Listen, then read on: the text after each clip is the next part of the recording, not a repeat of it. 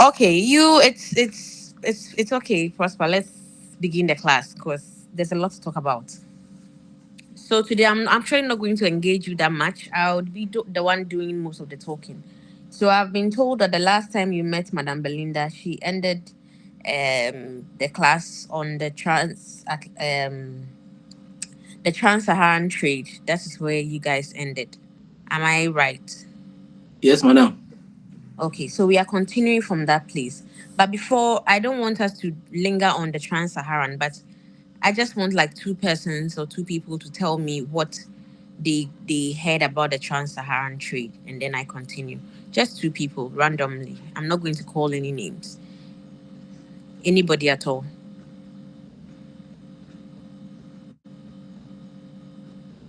No one to redeem the class. Or you didn't hear anything. Our class rep. The class rep should redeem you. Okay. Prosper, what did you guys do on the trans-Saharan trade?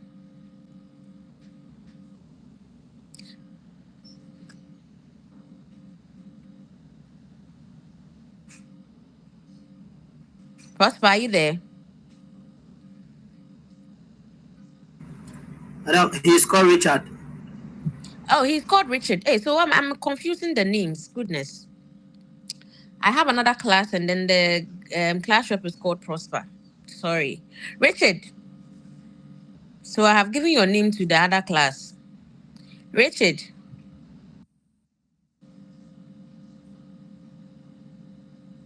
Okay, if no one is talking, I'm going to move on. So today we are going to start by looking at the maritime trade and going to look more at some other trades. Okay, the maritime trade, the Atlantic trade, and then we look at the Industrial Revolution and then move on to the next week's the like another topic altogether. But it flows in. So I'm going to be talking like I'm narrating something. But in all that I'm narrating, it will all boil down to one thing at the end. Like and I want you to take it like a story and then enjoy the class. Okay. So you guys looked at the trans-Saharan trade and you knew that you were taught that the trans-Saharan trade was a trade that happened in the northern parts. Okay, so people within the Sahara, with Europe, then down to West Africa, and then also to Asia. Okay, so now what brought about the maritime trade? The maritime trade started happening way before, after the trans-Saharan trade had already progressed. So trans-Saharan trade was a trade that, if I'm talking Excuse, fast, pardon, yeah, please. I think we have covered that part too, the maritime trade. you've covered the Uh, maritime trade. Okay, so which yes, one did you do? Did you do the transatlantic slave trade? yes, we did all that. Oh, Yes, we really? done So that I one. was, I was. So where Yeah, did you get to? we are Did supposed you to continue do from lecture 4, lecture 4, colonialism in Africa. colonialism? All right, that's great. So I was misinformed. Okay, By who? not necessarily, not for you to hear. I was misinformed. But let's continue the class. Okay, so now let's look at colonialism, right? So you guys did Yes. the industrial revolution. Madam, we didn't do that one. You didn't do the industrial revolution. Yes. So we are supposed to talk about the industrial revolution in Europe and then the impacts of the industrial revolution before we go to lecture 4. Okay. Okay. So the industrial revolution. Then let's start from that, please. So the industrial revolution basically is a movement from agrarian societies to industries. What do I mean by that?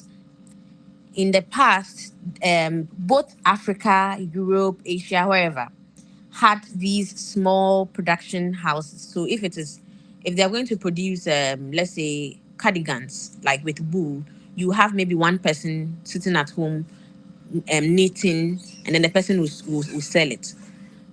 What happened was that in the 18th century, which is the 1700s. So a century is like when you say you hear 21st century, you mean the 2000s. So a century is one plus one. So if it is 18th century, then we're talking about the 1700s. Okay. So during the 1700s, it was a move that started happening in Great Britain. So what they did was that they discovered steam power, and they realized that when they use steam power in to build some machines, it helps to produce things in mass. So they started producing things in masses, like if it is like factory mode, that kind of factory production thing. So that was what the industrial revolution is about. It's about producing things largely, moving away from the agrarian small production societies into producing things in large quantities. Now, this thing was a very it's became it developed rapidly. So you had most of the European countries going in for this kind of production, this kind of wild production. And it was through the steam um, um, discovery that you had them building ships that could sail faster on to do their what's it called? Oh, today my English is failing me. Come on, come. I'm looking for this word. For their explorations. Yes, that's the word, explorations. So they it was through the steam power that they were able to build ships that could help them go on their explorations. And so within this build of the industries, they it's I'm trying to I said that today I'll be talking like I'm weaving things in like a story to from one end to the other, how colonialism started. It was through this industrial revolution that brought us into colonialism. So, with the build of industries, they needed raw materials to feed their industries. That was one of the things that pushed Europe to try to explore, to try to look for places where they can get materials to feed their industries and also to get free labor and all that for their industries. Now, one of the impacts of the revolution was that it's brought about an increase in wealth. Europe started making money because you could produce things not for maybe what you could produce to one person at a time. Now you can mass produce it and then people will buy. So people now Europe started making money. You had business ventures going on. Now standard of living also went high for them, but there was some negative results out of this. The waste discharge from the factories was polluting water bodies, and then also they had health complications. If you look at there's this documentary about the industrial revolution where you had a lot of people, especially women. They used women a lot during the industrial revolution to work on the small like maybe picking things to boxing things and all that because they wanted to pay them minimum wages. So they used women a lot, and it was one of the things that women complained about a lot. If you watch documentaries on that, and that also caused health complications for some of the women because of the chemicals that they were using. I think even in Ghana here, when you work in factory, there are some health complications, especially big factories. Some health complications that come with it. I know somebody who used to work at Blue Skies in the cold room, and the person developed some kind of health condition from working from the cold room. So such factories and all that, they have their benefits, but then also they have their negative sides to it. So that was what was also happening during the industrial revolution. But however, the Industrial Revolution is one of the revolutions that paved way for what we all know as colonialism. Why? Why do I say that? I say that because, like I mentioned earlier, they wanted raw materials to feed their industries. That is one. But then also, mainly, they wanted a place where um, they could dump their surplus goods. So what happened was if I get a place to feed my industry. When I finish producing and then I finish selling out the quality things to the people that I'm going to sell to distribute to, the surplus things that remain, ASEAN, let me use tree, ASEAN, where do I dump them? And Africa was one of the places that they used to dump their surplus goods. So, um, because Africa was a place that they saw that they could dump their surplus goods, it's led to what we call the scramble for Africa. What do I mean by scramble? Scramble is like the rush for Africa. So everybody wanted a piece of Africa where probably I could get um, my raw materials. Then after I'm done producing, then I'll now come and dump the surplus goods onto the place that I am having as my colony. So that was what happened. Now, colonialism is not something that just happened, let's say, within like this like a magic. It was just there, then it happened. Everybody was colonizing. Europe was colonizing Africa. No, it was a gradual thing. So they came to the to Africa.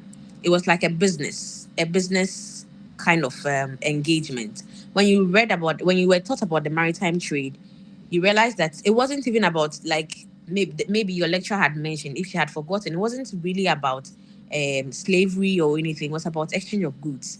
So I bring the goods, you give me goods, and then I take back to my country. So that was what they were doing. Now, um, as the goods were being exchanged, now Europe saw that okay, we could actually have a presence on the continent and have a control over a portion for ourselves. And then once we have control, we can feed our factories without hindrance from any other European power. And then we can also bring our goods that we don't want to the continent of Africa. So it became like a banter between Europe. If I find myself in, I want places that I can, let me see. So let's say Britain finds itself in the Gold Coast colony, in the Gold Coast, not a colony at the time, in the Gold Coast. And then Britain is trading with Gold Coast. Okay, it is getting cocoa, it is getting timber, it's getting gold, and all the other things that Britain needed to feed their industries. But because of the things that Britain is getting, maybe the Portuguese also wanted the same thing. So they also would want to come to the Gold Coast to get those things. So it became like nearly causing a civil war between in Europe. So they had to find a way to come to an agreement where everybody will understand. Okay, if you find Britain in Gold Coast, if you're and maybe if Portugal should find Britain in Gold Coast, you are not supposed to come to that jurisdiction. You should look for another place, and that was what brought about the Berlin Conference in 1884 to 1895. Now, the conference was spearheaded by a man called Otto von Bismarck. Now, why did he lead this kind of conference? It was a conference about Africa, but then Africa was not present. There was no African present, no African country present, no Africa. At the time, it wasn't a country, so no African ethnic background present. And they were discussing Africa. Now, what was the discussion about? The discussion was mainly about how to divide Africa amongst themselves without they having interferences from each other. Am I moving fast? Oh, it's okay. It's okay. Yeah, Okay. it's okay.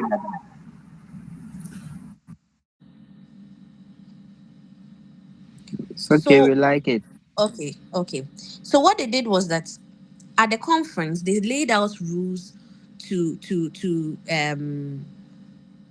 how do I put this? They laid out rules to for Europe to look at, so that if you find one European country here and then another one is coming, you should know that okay, there's European presence. So move on, like I said earlier. Now there are some rules that they laid out. One of the rules was that if you should lay claim to a portion of Africa, then you must notify the group that was present at the conference. Now, the group that was present at the conference, there were 13 European countries that were present, but I'll name just a few of them. Britain was present, Spain was present, Portugal was present, and then also US was present at the time. At the time, US had gained independence from Britain, so they were also present at the time. Now, you should notify the people who were at the conference, the 13 countries that were at the conference. So if, let's say, I'm going to just mention your names randomly so that you represent countries for me, then it will be, Prince, I'm coming. Let me speak a little bit more and then I'll get back to you. So let me use your names, the names that are showing on my screen. I have Isaac, Felix, Haruna, Bright, Emmanuel. This name I cannot mention. Is it Addison? Yes, ma'am. Okay. So these names, let's say Isaac is Britain, Felix is Portugal, Haruna is Spain, Bright is US, Emmanuel is the Netherlands, and Addison is Denmark. Let's use these. So within these groups that I've mentioned, these six things names that I've mentioned, Isaac, Felix, Haruna, Bright, Emmanuel, Addison, they are the people who are at the conference. Okay, let's take it that I am Otto von Bismarck, and then okay, we have Bright. I have Bright too on my screen. So these people are the ones that were at the conference. If okay, so I have two Brights. This is Bright Kofi. If Bright, the one without Kofi, wants to lay claim to, let's say, Nigeria, a portion of Nigeria's land, Bright should notify Felix, notify Isaac, notify Haruna, notify Emmanuel, notify Addison, and then Bright Kofi. You have to notify all of them that, okay, I have come to Africa. I've come to this part and portion of Africa, and I'm the one who is trading here. I'm the one who has laid claim to this particular space, and the others must agree that okay, this space is for Bright. It was Bright's name that I mentioned. Until Bright sends another message that okay, now I am leaving this space, and then maybe Haruna can come and take over Bright's place. Do you understand? Is it Yes, clear? madam. Yes, madam. Yes, Madam, please. we understand. Yes. Okay. Who? Someone had a hand up. Let me hear you. Then I continue. Yeah. Pop. Is Prince. it Pop? No, it was Prince. Prince. Yeah, Prince. Yeah, Prince. Um, Prince. yeah, Today, ma'am. let's try to minimize the questions to a bit so that I can move faster, so that we can catch up with the other class. Okay, Oh, Prince, okay, shoot. okay. I'm listening. You mentioned US, and then you Mhm. said the conference too was about the Europeans. Yes, it was 13 countries that were present. US was part, No, and I'm but saying that US mhm, is not part of Europe. Europe. I And, know, I know, I and know. I'm asking that Mhm, if it was the Battle of Africa for Europeans, mhm. then why was the US part? And number two, Because, okay, should I address it? I want to be quick. Oh, I've taken the question out of your mouth. okay, you can continue. No, no, no. You continue. Finish it up. Finish Oh, it. I'm done. I'm done, Are please. you sure? Yes, ma'am. Okay. So US was part because at the time US was also building a superpower position. Do you get it? Everybody wanted, like, because of the revolution, US had become an independent state on its own. So it's also wanted to have this kind of superpower position. And so US also was part at the conference. At the time, it was also rising, but it was a European thing that was going on, with US being lucky to be present at the conference. Prince, Prince, is it Prince that spoke? Yes, ma'am. Is it okay? Yes, I'm okay. Okay. Another person had a hand up.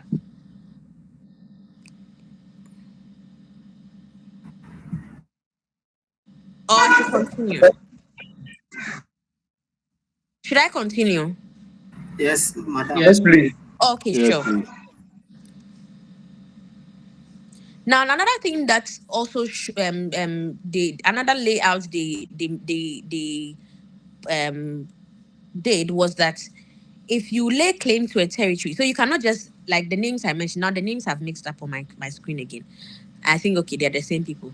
You cannot just get up to say that okay, let's say Addison cannot get up and say, um, let's say a part of Congo is mine without having effective trade going on there. So you have to have trade going on within the place that you get up to see that okay, it is my territory. There should be trade going on, and one of the things that they did to show that they had effective trade was to build up these castles and forts and things that they built to show that okay, there's a presence on the at the place. Also, um, another thing too was that all European powers should all European powers should be free to trade in the Congo basin and should maintain free navigation on the Niger and Congo rivers. Last time I was talking to another Abramo, class. nne, là que si nous nous fait nous venons. Acheter, Ashite, acheter. Ashite, Ashite. You cannot even hear me. Ashite, your hand is up. Oh. Okay, let me continue. And then also there was another thing that they did was that they signed treaties with African chiefs to validate their presence um, on the soil. But one of the things that you should notice that the treaties they signed, sometimes the African chiefs they signed the treaties with, they not even know what they were signing. All they knew was that okay, they've bought a paper, and it's something that is happening even currently, where you have people sign things without knowing what is inside what they are signing, then they just sign. They don't know how to read. So they said, okay, put your signature here, and then they do. Or put your thumbprint here, then they do. They don't get the whole thing, and then they just sign off something, and then they are gone. That was what was happening. And with this, a signature could even be as minute as you being told to put an X on an empty sheet. So maybe there's a paper, and then they say put X on it. They show you how to draw X on it, and then somebody draws X on it, and then they say, okay, this is proof that this territory is mine. That was how dubious the whole thing was. And sometimes too, they could get the people to sign who are not even authorities on the land. So you could get somebody who is not a chief, but then they've made you sign. So the person has signed, and then they say, okay, this is my territory, which it was really something that was absurd. Now, another thing too that Europe did was that um, they signed at the conference was that they were supposed to stop the purchase of of enslaved people. I don't want to use slaves, enslaved persons. They were to stop the trade. Although they signed this agreement at the Berlin conference, the slave trade took a while before it ended. It didn't end like right after the signing, then boom, the slave trade ended. No, it also had a gradual turn to it before the whole trade thing ended. And then also there was a ban on exporting firearms to parts of Africa. And then this was because if you sold firearms to Africans, they would fight back. So they were supposed not to sell firearms to any part of Africa. I think one class they were asking which African countries were not colonized, and one of the countries that came up was Ethiopia. Ethiopia was not colonized because of this particular um, sale of firearm thing. I think Ethiopia was going to be colonized by Italy. And at the time, Italy sold arms to Ethiopia, and the arms they sold was at par with the arms that they had wanted to conquer the territory with. So if I don't know guns, but let me use the one that I know, Tia Brofre. You know Tia Brofre, the one you put the thing inside and then you shake, you pound bullets and you can shoot. Yes, that one.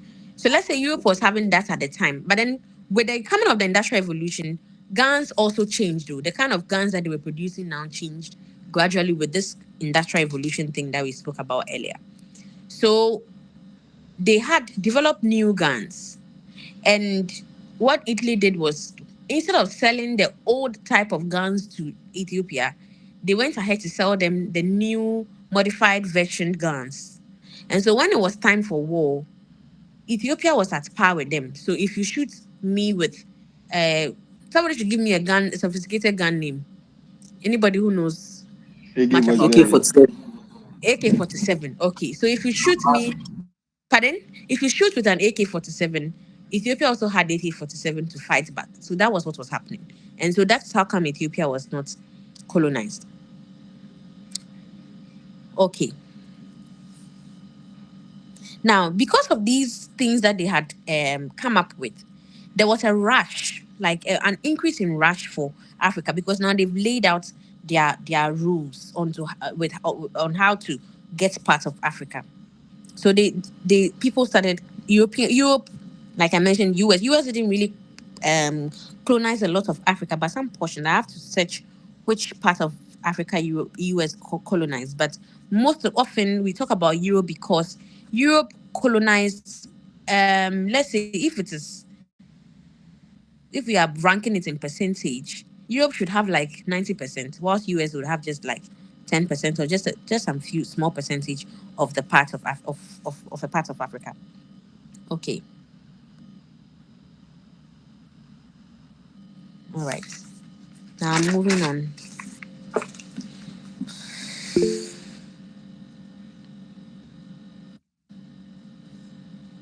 Yeah, your hand is up. Is it Azinaba? Yes, please, Yeah. madam.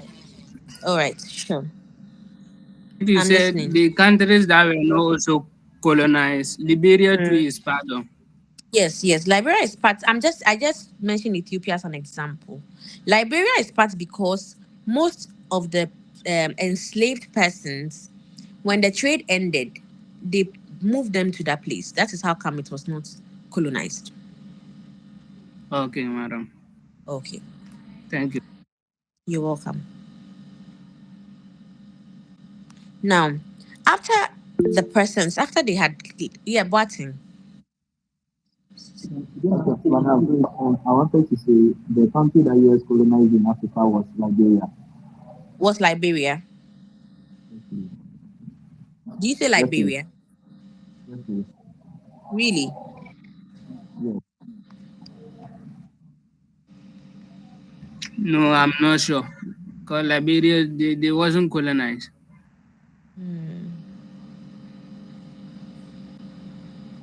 Okay, so the Liberian colony was established in 1820s, which later became independent in 1847. Boating, please, we can't hear Okay. anything. So you say that okay, I get you know most of the enslaved persons were sent to the Americas, right? Most enslaved people were in America. And after the trade, it was from America that they moved them to Liberia. Martin, are you getting me? Yes, please. So it would seem as if because they were moved from the Americas to Liberia, then which means that US would have a presence with them because they have lived in the US for quite a period before they came. So it wasn't like a colonial like colonialism as in like how Europe's colonization was like. Okay. Uh-huh. Okay. So can I move forward? Now when we talk about colonialism, there were some systems of governance that the Europeans put in place to govern Africa. Now, these systems of governance were strictly based on the interest of Europe. It was not to serve the interest of any party that was being colonized. It was to serve the interest of Europe. Now, what do I mean by that? It's like the system that they use, the system of governance they used in their countries was what they wanted to implement in Africa, but they did it in different um, phases. For instance, in with Britain, for example, their colonies had a different kind of governance as compared to France. These two countries were the ones that stood out with their administrative or let me say with their governance styles, with their administrative styles. So Britain had a system of governance that is often known as the indirect rule kind of governance. And then France had the type of governance that is called the direct rule. Now, what do I mean by indirect rule? Indirect rule is a system of governance where the colonialist is not directly on the colony. They have representatives that come to the colony. So if you read about the history, you hear names like Sir Gordon Gudgesbeth. You've heard someone's name like that before, right? Yes. Yes, ma'am. He comes, Gordon Gudgesbeth comes with maybe somebody else who is an aide to him, and then they oversaw the whole of the Gold Coast colony at the time. So they didn't have like a presence where you have the Europeans move all the way from their countries to come and settle within the in the colonies. They had reps who came to settle, and these representatives ruled through the people. How did they rule through the people? They ruled through either the chiefs or they set up chiefs themselves, and these chiefs were called the warrant chiefs. So if they come to a place and then the chief there is not in support of they controlling their space, they try to go into battle with you. After the battle, most of the times they just carry the chief and then send them to somewhere, maybe exile them. If you read about the history of Ghana, for instance, a lot of chiefs were exiled. They will exile you to Seychelles or any other place. Most of them went to the Seychelles in Ghana. Most of them went to the Seychelles. They'll exile you, and then now ends two. No, let me not use ends two because it's not. They don't go through any traditional process. They would appoint a new chief in place of the chief that was the rightful chief. Appoint a new chief who is often called the warrant chief, and this now becomes their representative. So this chief is often the one at their whims and caprices. He does everything they tell him to do. Mostly what they do is that they used to take taxes for. I'll call you Eric. They used to take taxes for um the um the government. Yes, Eric, you had your hand up. Eric, let's hear your Um, question. please, I wanted to know, you're like, if they exile their chiefs, maybe they don't want, and they Mm, appoint new mm, chiefs. I wanted mm. to know, are these new chiefs local people or their own They are people that local they appoint people. as chiefs? They are local people. Oh, okay. Local people. Like I said, it is governance of the people by the people through the Oh, people. No, let me say governance of the people through the people. So oh, they don't have the time to, maybe for instance you see one Brony be in one Medina vicinity and the person is in one country. No, uh-huh. no, no, no, no, no. They Oh, had okay. people in let me using Medina, but they had somebody in Medina who was the chief for Medina for them. Like the local people Like themselves. yes. So Okay. he is the one in charge. So he will be the one to oversee everything. So that's what happened. And Okay. Thank you, that was madam. you're welcome. And that was a type of rule that the British used. Now, with the French, theirs was very different. Riafe, Prince. Hey, today, yeah, okay, let's take Riafe first. Yes.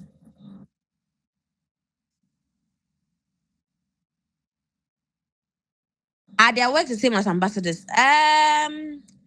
Not necessarily the same as ambassadors. Ambassadors are people who represent countries, right? Not like that. This one, their work is like tax collectors. Yeah, their main thing was tax collection. That was what they were doing. Yeah, Prince.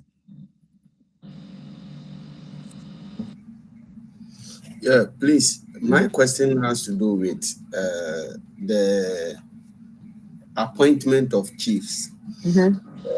In the olden days, well, we know that families take over the authority or the rulership of towns or kingdoms. Mm. For instance, I don't know about guns, the Mm-hmm. families that they use, but as an account, I know we have Asuna, we have Aduana, we have Oyuko, we have Asene, and the rest. But Mm-hmm. if, let's say, the Asantehene that they took to Seychelles, Mm-hmm. Prempe that they took to Seychelles, Mm-hmm. the Asantehene is occupied by Oyoko. Now, were the white appointing somebody from the family, or they were just No, appointing they were for illegal people. just to for the seat, for the royalty to elude the original custodians of the throne, or what? So that they could, let me find a good example. uh I'm coming. I need an example that you would understand me.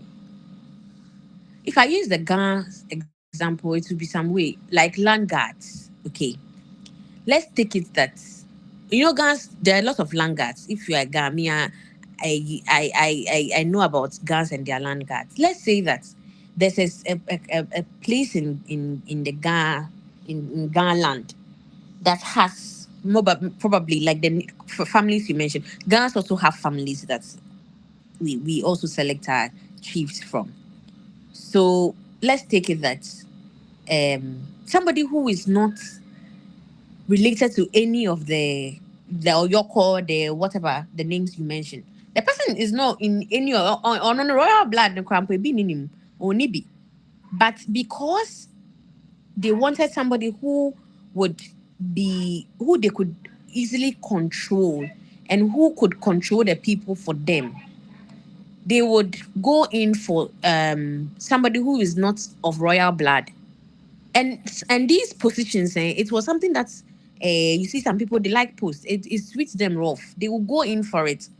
And then there's a movie I would want you to watch, Heritage Africa. Maybe after the end of the class, I'll look for it and then send it to your class rep. If I find it on YouTube, I'll send it to your class rep so that he'll give it to you, then you watch. Maybe the next time we meet in person, then we discuss your take on the movie, Heritage Africa. If you watch Heritage Africa, the guy was somebody that the main character in Heritage Africa is someone who, even for him, he even actually had a little bit of royalty in him, a bit. And then the British took him, and then he became somebody who was a spokesperson of the British rule and all that. He was, I mean, everywhere talking against African culture, talking about against the culture of the colony and all that. So they take somebody who is who has interest in having big posts, because at the time, if you are one chief, your position is not small. You have big posts. People see you and they fear because you had their backing. So it's not necessarily somebody who is from a royal blood. No, somebody who is willing to patronize their governance. Somebody who is willing to patronize the way they do their things. Somebody who is willing to control the people based on the rules that the colonial master gives you. That is what they did. Prince, is it okay for you? Yes, madam. All right. So the hands are coming. Pound Isaac. You have spoken before, so let me hear Isaac. Yes, ma'am. Please, thank you. What I also know about, or I read about the indirect rule, Mm, was that, like, you see, before the British brought two rules. okay. It was direct, and the first one was direct, where they were taking control over everything. Mm-hmm. And then later the indirect rule also came. So Mm-hmm. as you are saying, the indirect rule, what I read about it is that they use the chiefs, or they didn't want to rule the people directly. So Okay. they use the chiefs or some representatives, Mm-hmm. because, I mean, the local people, because let's say if the white comes to give an order, or they will not listen. But when they use the local chiefs and then they are the representative, they will Mm-hmm. listen, and they will take the order. So that's Mm, how I also understand about the indirect rule. okay. Yeah. Thank you. So, like he said, if you are a chief and you don't agree, they will not use you. They will use somebody else to go about um their activities and what they want for the colony to do. So most chiefs actually became chiefs unto them. So they had their rules and then they'll give it to the chiefs and then the chiefs will rule the people. It was a cost effective thing for them because you didn't have to come like how for France, I'll get to France's direct rule system and then you see the difference. Okay, we have your hand is still up and Eric as well. So after we have Eric will speak and then I'll answer the both of you together. Yeah, we have or your hand is down. Eric, is your hand up? Or I should continue? Okay. All right. Now let me continue then. Then also we had the French direct rule. It was a bit of a direct opposite of the indirect rule. What the direct rule meant was that they saw their colonies as part of them. So let's say French colonized Burkina. Let me use Burkina. So they saw Burkina Faso as an extension of France. So as an extension of France, they need to change how the Burkinabes at the time viewed themselves for them to view themselves in a francophone lens. And so with that one, the leadership was actually from all the way from France. France was the one that was directly leading them. Governance. They didn't have maybe a representative from France coming. They had people actually staying to govern the whole thing. It's not they don't use warrant chiefs, they don't use chiefs. No, what they did was that they would it started like an ideological colonialism where in your mind you are told that your culture is so barbaric, your culture is inferior, the way you do things is very inferior, how you what you eat is inferior, what how you dress is inferior, what you even drink is inferior, your thoughts, your ideologies, your psychological makeup, everything about you is inferior. And so you need to be changed to become French. That was what the direct rule was about. So that was it. They wanted to change um, um, the colony to be like France. So I think there's this movie that I watched. I would find it. If I remember the title, I'll see if I'll find it on YouTube as well. But in that movie, you had this lady in one of these French colonized countries, and all they needed her to do was to become French as well assimilated enough. And then if you are well assimilated, you can move to France. So you see, most of them would move from the colony to France, and that is where they now become properly assimilated. So that was the French assimilation rule, the direct rule. Then they also had the system of association. Now, so it was like in two parts. One portion they felt like okay, you should be assimilated. One portion also France also felt that okay, we could try to do what the British people are doing by trying to rule you indirectly because it looked like assimilation was proving to be like um unpractical. Like, how do you change a person's being, thoughts, everything to just be like you? So let's try to change the face of um, the way we organize our things. We organize our rules to something like association. So you're associated with us, and that one they didn't. They also did. They did. The only difference between the British indirect rule and the French association was the people that they used to rule them. They did not go in for the chiefs at all. So they went in for random persons, random people to help them out. Those who were assimilated earlier, they went in for such people.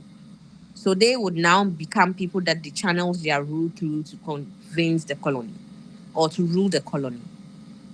Did that make sense with the two different definitions? Yes, madam. Okay. Yes, madam. Okay, now let's look at the impact of colonial rule. What are some of the impacts of colonial rule? We have here three different strands. We have the political, social, economic impacts of colonialism.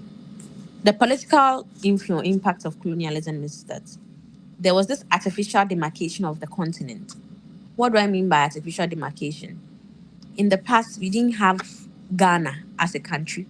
We had different ethnic groupings within the continent. So um, you have, like we looked earlier when we're looking at pre-colonial Africa, we looked at, if you look at the northern part, look at the western part. You know, we mentioned some kingdoms. So we had maybe the Oyo Empire, the Mali Empire, Asante Empire, and all that. We had them with strands as strands on the continent. But with the coming of colonialism and the whole fundamental rules that they laid for from the partition, you now had these whole strands where now they drew demarcations for Africa. So they drew the borders. It came about, they had to draw borders. Okay, this is where my jurisdiction ends. This is where my this is from here to here is mine. From here to here is mine. And then they created artificial borders for us.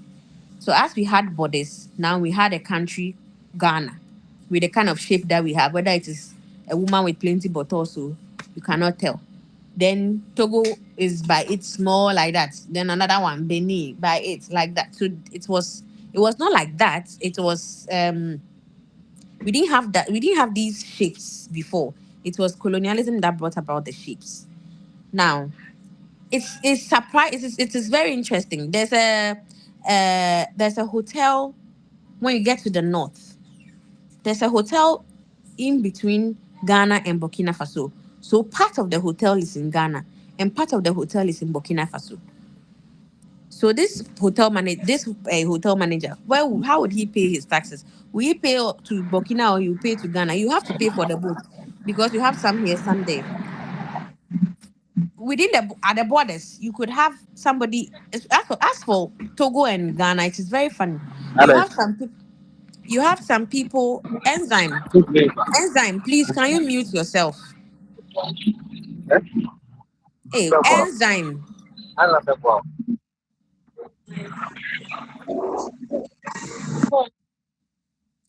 So like I said, for Togo and Ghana, it can be very funny. You have somebody whose farm is in Togo and the person's house is in Ghana, or somebody's farm is in Ghana and the person's house is in Togo. They move in and out of Ghana like every day. It is because of demarcations that these artificial demarcations that they did for us. And then also it's weakened traditional authority. The impact of one of other political impacts was that it weakened the traditional authority. Initially, you had traditional authority like ruling their empires. The kings were ruling, chiefs were ruling. But with this new kind of colonial thing, they brought about a new kind system of governance. And with the new system of governance, traditional authority was looked down on. Then also there was successful a split in several ethnic groups, like I mentioned. One clear example is the border. Those are the borders. Those are where the borders are. You have some accounts in Ivory Coast. You have some Evers in Togo. Some are in Ghana. It is because they because of the invisible borders. When you get to Burkina, I'm sure that there could be some people from the north. I mean, the last time I went to Burkina, I saw some people carrying firewood from Burkina coming into Ghana. It's a whole this thing. And then also it's brought about the increase in civil wars on the continent. Another thing that we will look about is the social impact. Okay. So we have the introduction of lingua franca, and we speak English. Most you go to most colonized countries, and then you see them speaking one foreign language or the other as the lingua franca. Those who France colonized, France colonized, they speak French. Those who the Portuguese colonized to the end, they speak Portuguese. So on the continent, you have most of us speaking foreign languages as our lingua franca. Another thing is the introduction of formal education in Christianity. We used to have education, but not the classroom kind of education. And then also Christianity also was fortified through colonialism. Then also we have provision of social amenities, like there was the construction of rail lines, roads, hospitals. In fact, because the colonialists were, some of them were staying on the continent, they had to um, build amenities that were suitable for themselves on the continent. So you had different kind of things being built on the continent. The clear one is the roads, and then the rail lines. Okay, there was also depopulation. Their presence also caused much of Africa to be moved from Africa to other parts of their countries. And then the development of inferiority complex. Like I said, one of the major things about colonialism that, I mean, one of African studies actually tries to talk about and expose is the whole issue of inferiority complex. How can you say that you are making somebody into becoming like you because the way the person thinks and talks and eats and all that is inferior to yours. So the person must be you before the person is seen as a superior person. You end up looking down on yourself. You end up having like, okay, so I'm not worth it. I'm not okay. I'm not. When we started the class, we started talking about some misrepresentations about Africa, and it's all stemmed from this whole colonial thing, trying to make you look down on yourself in a way that even sometimes you think that the black skin is like a kiss. That was one of the things that was been like the black skin is a kiss. Yeah, and then also colonialism also brought about discrimination against women. How do you think that it will bring about discrimination against women? Anyone with an idea on this? I'll explain it, but anyone.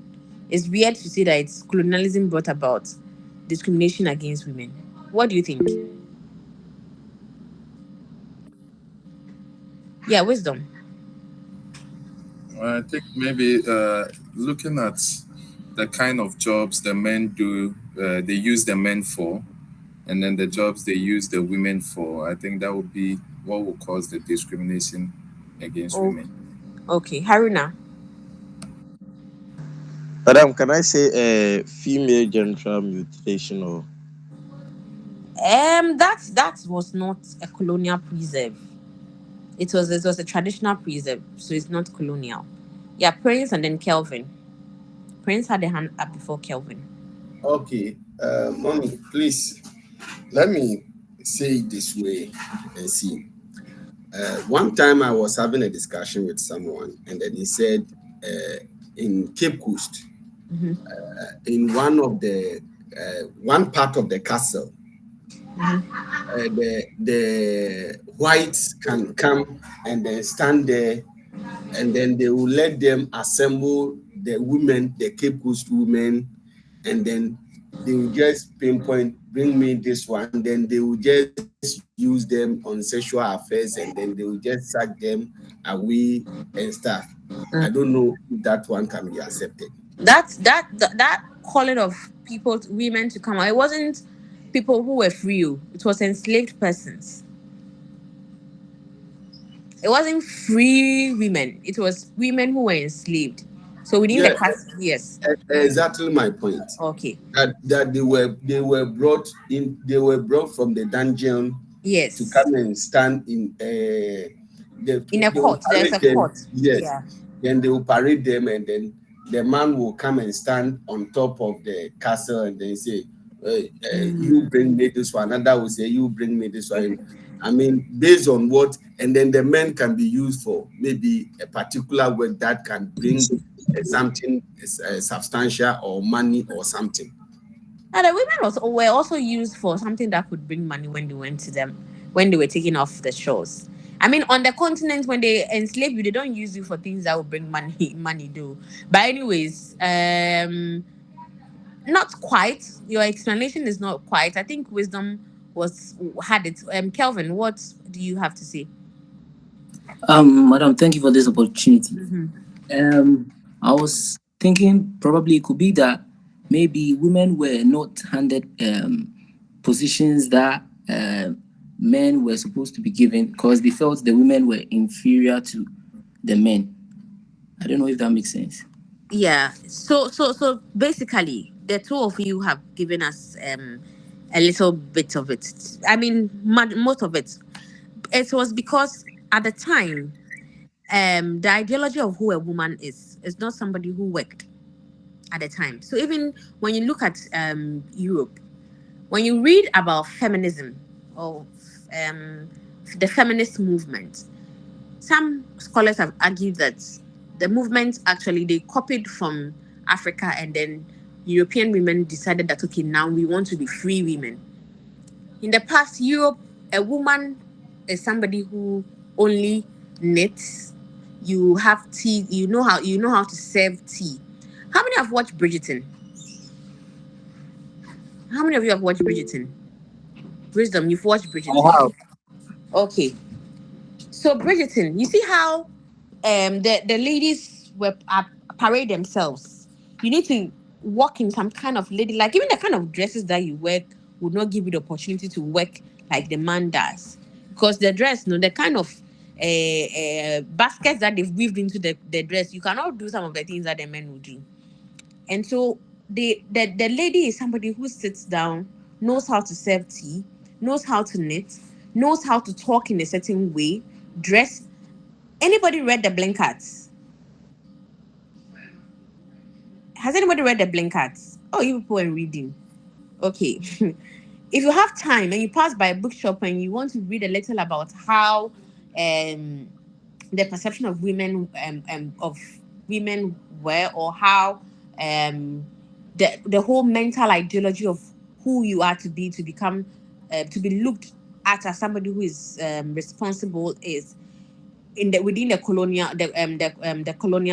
era. You can read the Blinkers. It's a book. It's a play by Kobnasichi. Or if I hear of a theater production on Blinkers, maybe I would give you guys an invite to go and watch the Blinkers. It's like you have to dress in a certain way. For example, the establishment of Wesley Girls. Wesley Girls is a colonial school, okay, and it was mainly for girls. The movie that I want you to, oh yes, there's another movie. Wait, let me remember the movies so that I will not forget. I thought I'd let you watch Heritage Africa, right? Maybe Yes, next madam. time. And then now, Love Brewed in an African Pot. Anyone watch that one? If you watch Haruna, you've watched Love Brewed in an African Pot. If you watch Love Brewed in an African Pot, this is where you understand what I mean by the the discrimination of women. A rabba, that kind of a rabba, like the fancies to say a rabba. Uh-huh. You have to be a rabba. A rabba is somebody who walks in a way gentle. So in Wesley Girls, the school was actually not a school for teaching girls how to be have higher education. No, no, no, no, no, no. It was a school for teaching girls how to be ladies.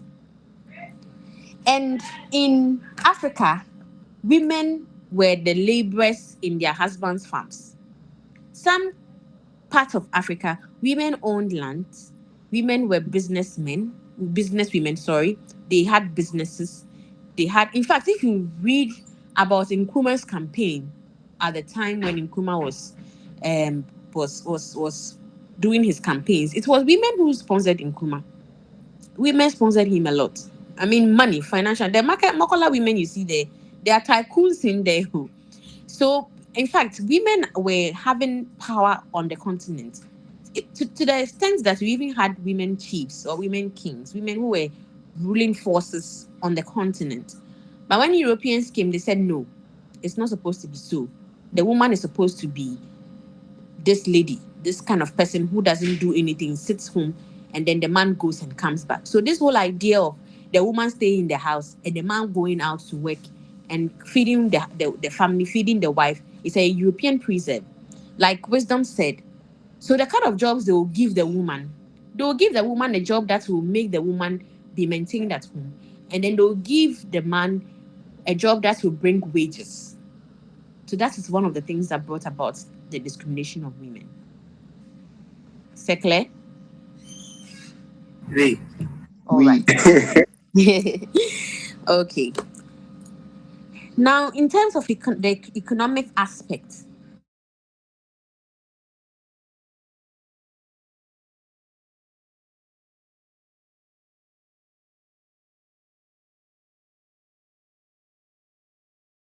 Europeans, the cash economy thing was introduced. And then also we had the non-diversified economy, where now, because Europe wanted to feed their factories, we had to give them the raw materials to feed their factories. And so instead of us to produce goods for goods, I mean, if I have leather, let me use my leather let me make shoes from my leather. They don't want it that way. They want you to give me the leather.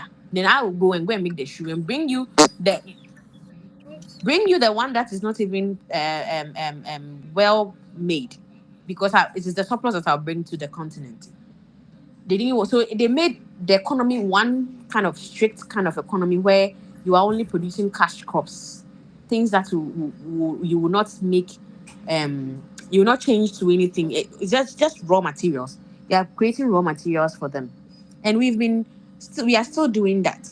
It's just a few people who are now trying to also change raw materials into goods and then export as well. And even that one, quite the price is not easy. It is an intentional thing. Then also there was also the exploitation of minerals, the destruction of indigenous industries. It ties down to non-diversified economy. The indigenous industries were looked down on. So you create now you see these Kumasi slippers. Some of them are very lasting. I bought one. I wore it for almost a year. It didn't do anything. My husband was like, okay, these slippers, we are tired of it. Let's change it. But it could last like that. But they will write underneath, made in China. Exactly. Made in China. Made in here. Meanwhile, they just sat behind this place and made it. So why won't you write made in Ghana? That kind of thing. Don't even go and take Gucci design, cry and put it on it. Meanwhile, you could create your own design and then use something that is authentic to us. But no. Also, there's okay, like I said, and then the last one is about the looting of valuable artworks. So they took most of our valuable artworks outside, to the extent that even that Asante stool, the golden stool was taken away. Anyone heard who was the Asante man that spoke right now? Is it Prince? Prince, are you the one, the Asante man that spoke? Yes, his praise.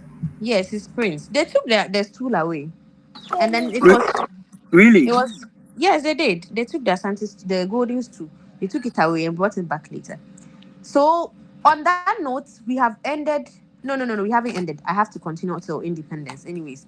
But this is about colonialism, and then I have an announcement to make. That is why I said we have ended. So from the African Studies Department, the head of the African Studies unit, from the Liberal Studies, head of African Studies unit, my boss says I should tell you people that you have to go on a field trip.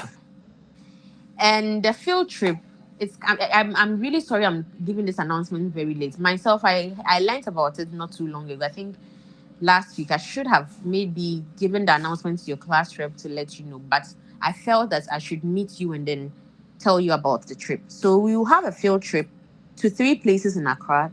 The Osu Castle, the other place, the two places I've forgotten. I'll look on the letter and then let you know. So your group will be going next week, Saturday. Sorry for coming in late with the information again.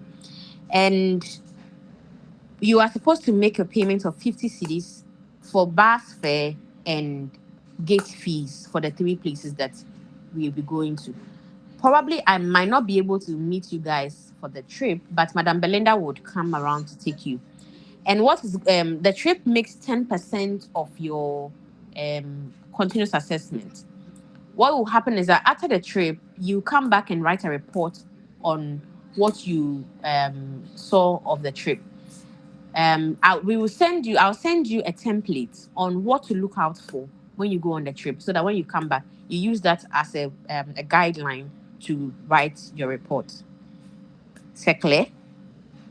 Oui. Okay. Oui, Merci. ma'am. Okay. So now let's Yes, continue. ma'am. Any other questions? Yes, Prince, your hand is up. Um, Prince Opoku. Opoku Metio. Why? Mm-hmm. please, Yes. with the trip, Mm-hmm. with the trip, uh, we are supposed to pay to our class rep, right? That I haven't settled on who to pay to. Maybe you give me up till tomorrow morning. I'll let you know whether to pay to the class rep or you pay it when you meet Madam Belinda. I don't know. Give me till tomorrow. I'll confirm that. Okay, Okay. madam. All right. Yeah, enzyme. Hello, Enzyme. madam. Yes. Yes, madam. What's your name? Because I know enzyme is not your name. Yeah, Nelson. Pardon? Nelson. Nelson. Okay, Nelson. So, what about those of us who work on Saturday? What did he say? What about those of us who work on Saturday? You work on Saturdays. Yes. So the trip is going to be, then maybe you will join another class to go. The trip is going to take place on Thursday, Friday, and Saturday. So either you join any of the two, Thursday or Friday, or you can join Madame Belinda's, which is I think it's a Monday or so. I don't know. But we can't go on Sunday. You know, Sundays to those places. And they've already sent out the letters. So if you could please ask for permission from work, or you can join any one of these. Yeah, Christopher.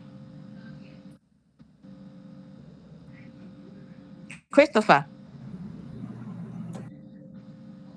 Hey, no, I think there was another Prince Yeah, too that please. had. You, Christopher, speak and then Prince will speak. Yeah, please on the trip, please can you pay it on that day that we will be going?